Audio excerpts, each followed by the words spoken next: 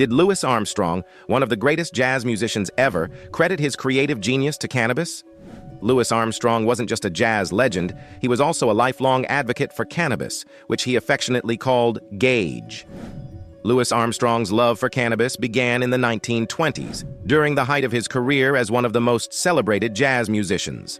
Armstrong was candid about his use of cannabis, referring to it as gage in his writings and conversations.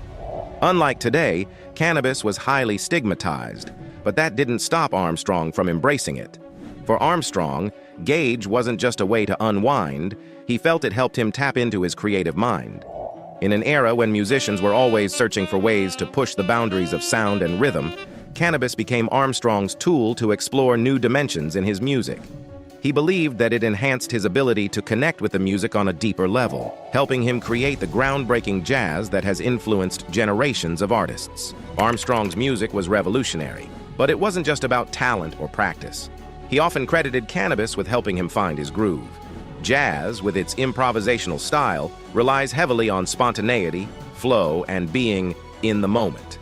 Armstrong believed that cannabis allowed him to tap into that flow more freely, breaking down mental barriers and enabling him to improvise with ease. Cannabis was common among jazz musicians of the time, particularly in New Orleans and later in Chicago and New York, where Armstrong spent much of his career.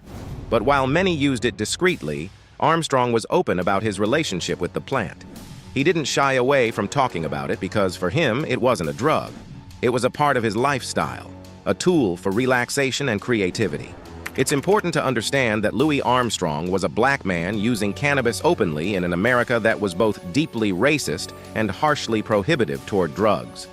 Cannabis had already started to be criminalized in the 1930s, and being a black jazz musician who smoked gage put Armstrong in a vulnerable position. In 1931, Armstrong was arrested for possession of cannabis in Los Angeles. The incident could have ruined his career, but instead, Armstrong continued to stand by his use of the plant. He served a brief sentence, but remained unapologetic, telling reporters that cannabis brought him peace and joy. Armstrong's fame gave him some protection, but that didn't stop the police and authorities from keeping an eye on him. He was often targeted by law enforcement, yet he continued to use cannabis throughout his life.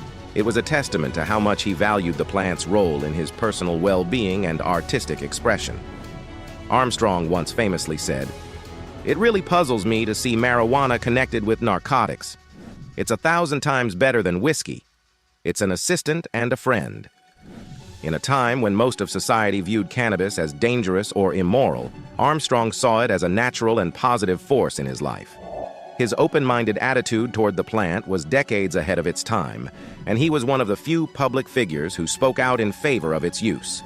If you're fascinated by untold stories like this, be sure to like, subscribe, and hit the bell for more surprising historical deep dives.